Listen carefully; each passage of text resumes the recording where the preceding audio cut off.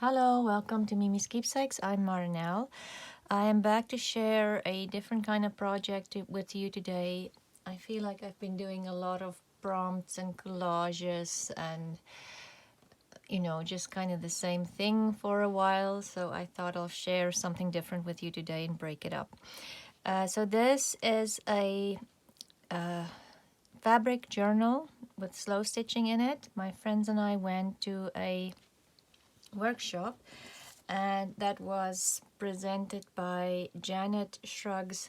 I'll add her email and website, or maybe just her website information in my description box if you want to go see the amazing things she does. She's an amazing artist, and she was a really good instructor and teacher. She taught us a lot of new techniques and just kind of opened my eyes to more than what I was doing for slow stitching at that point. So first of all, I'm not a seasoned embroiderer. In fact, I think I only used 2 or 3 different kinds of stitches in this entire book because for me, it's more about collaging and adding fabrics and laces and texture together rather than the stitches as much. Anyway, let's get into my journal. So everything in this journal was sewn on by hand. The pages are 2 pieces of fabric. You can see here the denim, and then the back is a more like a cotton kind of fabric. They were with an overcast stitch sewn together. So everything was done by hand. The only thing I did do is the center here. I sewed that in with my sewing machine just because it was so thick. I tried to do it by hand, but it was just difficult to get the needle in there, and I wanted it to be secure and not come apart. So my whole project kind of started with this vintage hanky. And I did cut it up. You'll see other pieces inside the journal. And then this red doily. And I just went from there, picked blues, reds, and greens. And I only picked like, I think 5 or 6 different fabrics. And they were like maybe 4 by 4, not even 6 inches big. They were like this big, and they're just cut up into really small pieces, torn and then frayed. So on the front here, you can see I wrapped the doily kind of around the spine, so it would be on both sides. I have did some canvas stitching here in an L shape, a doily, and then did satin stitches to fill in some of the flowers of the hanky. A little keychain charm there. And this photo, I added some beeswax to it to make it durable. And then on the back, I printed this tea card and a tag or a label from a vintage kit, and same thing, I just added some wax on it to give it a more durable feel, and then I can sew through it. So all of these were sewn on by hand. I only used 3 different kind of laces, and then 2 of these crochet doilies in the entire journal, and just kept cutting them up. So here on the first page, again, just some canvas stitching around. A quote that I printed on fabric. This ticket was waxed and the photo again waxed. And I added some chain stitches here inside the ruffle just to give it some texture. And on this side again, I filled in some of the flowers with satin stitch. Just a little block of canvas stitching there, and some laces and a doily. And again, these 2 I waxed. It was paper, just regular copy paper, and if you add beeswax to it. This is a piece of paper that Cheryl, my friend, gave me. She was sitting next to me. That was one of the great things about this. You were in a workshop with other people. If you needed something or they had something, they would share, and they had a table where they were sharing stuff as well, which was great. On this page, again, just a little bit of canvas stitching here. This one in a circle, this one L shape with a little lazy daisy there, a flower, and some wax stamps that Camille brought. And then here I used, this is actually a copy of the entire hanky. And we did some origami paper, so you add some oil. I can't remember what oil she used, unfortunately. I think grapeseed oil. In your hand, ruffle the paper up, and then just keep working that paper until it feels like fabric, and it has the strength of fabric. I sewed through that and it didn't tear. So we did lots of that. On here, I just made a little tag with some vintage buttons, and again, waxed photo. And on this side is just wax photos and pieces that I've printed from vintage kits, and a little bit of chain stitch in here in that flower.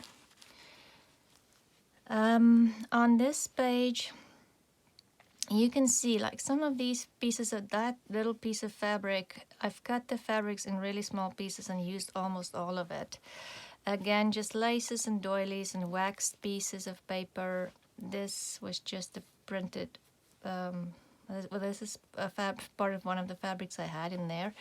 This is again from the original hanky, and I just sewed it on there and filled in the flower with some satin stitch just to give it texture.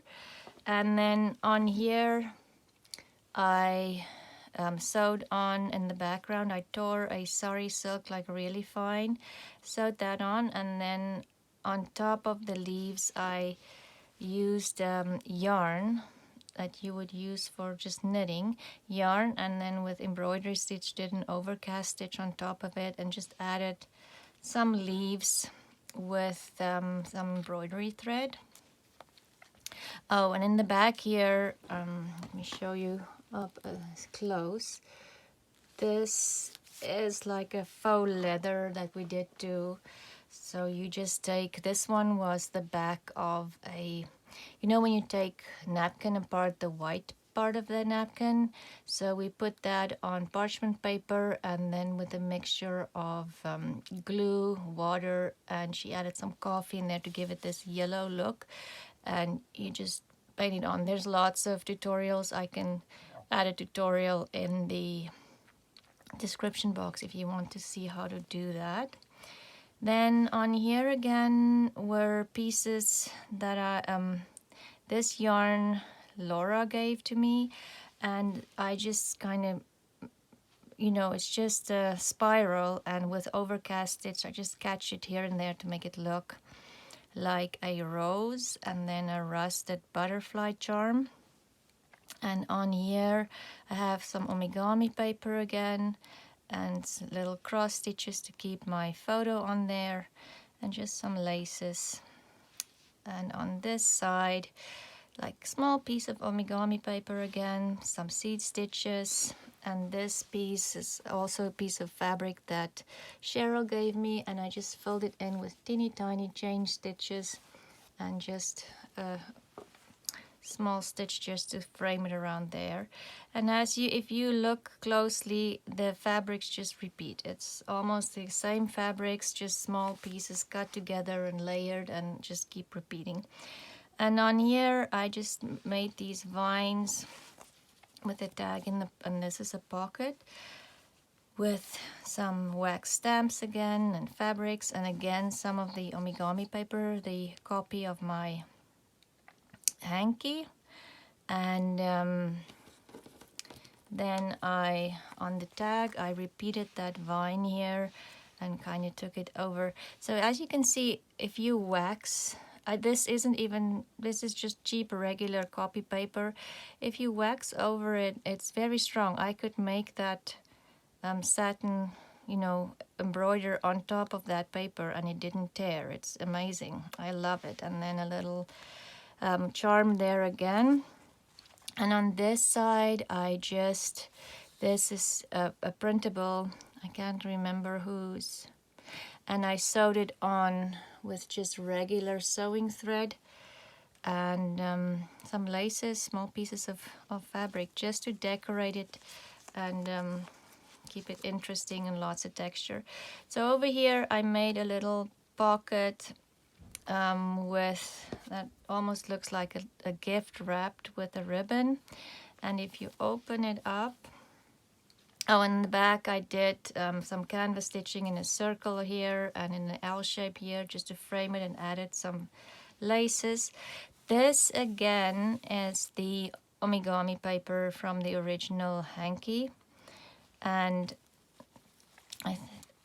so this opens up with this piece of in there, but on here I did a lot of small stitches, canvas stitching in a circle again, some laces, and if you look again, just the same fabrics repeated with a wax stamp there. I repeated the vine here to kind of go, you know, just go with that page, and some cross stitches there, a doily, and some blanket stitch to keep the two layers together, and a little piece of lace peeking out there.